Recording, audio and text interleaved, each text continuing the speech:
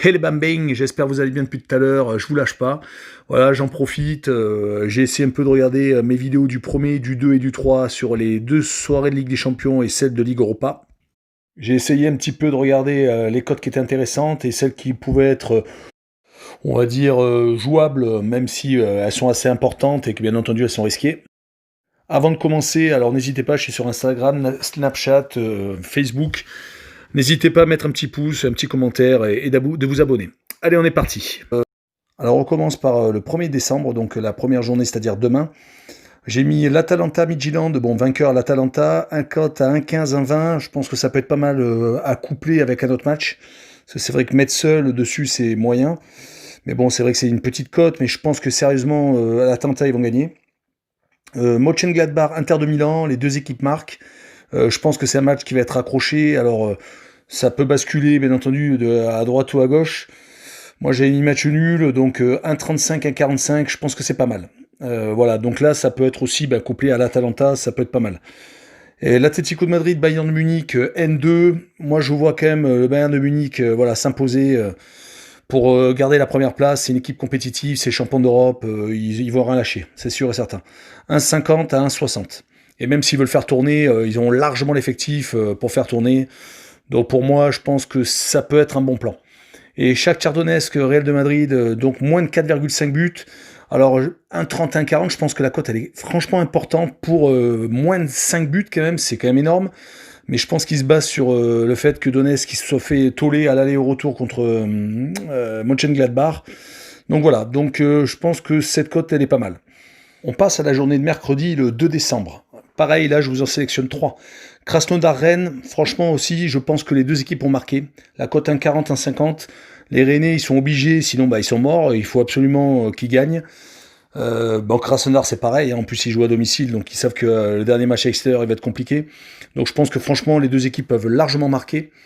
Le deuxième match, c'est Istanbul, Başakşehir contre Leipzig. Pareil, même situation. Hein. Ils sont tous les deux obligé d'espérer, parce que bon, Paris peut très bien perdre à Manchester United, et même si Manchester United perd justement, ou on sait jamais, si une des deux équipes gagne, et elles peuvent le repasser devant, voire se rapprocher et pouvoir se qualifier pour les huitièmes de finale.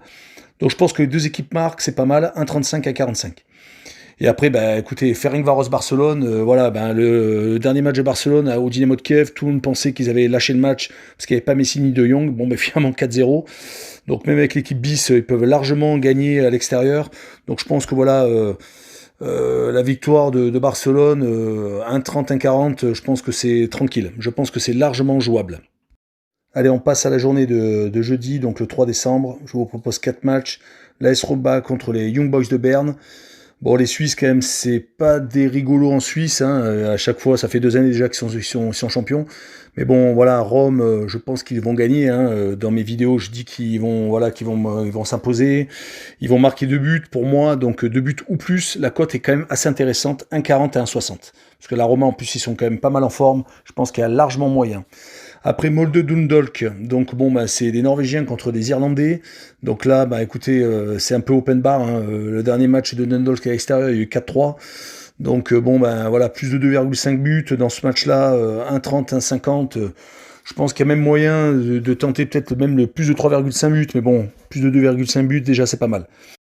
Le troisième match, Glasgow Rangers, Standard de Liège. Alors les Rangers, ils sont attaqués avec Gerrard là qui les motive au plus haut point. Donc, je mets une victoire à domicile, donc un 35, un 45. Voilà, en plus, il marque beaucoup de buts. Donc, si vous pouvez tenter aussi sur le nombre de buts, je pense que c'est jouable.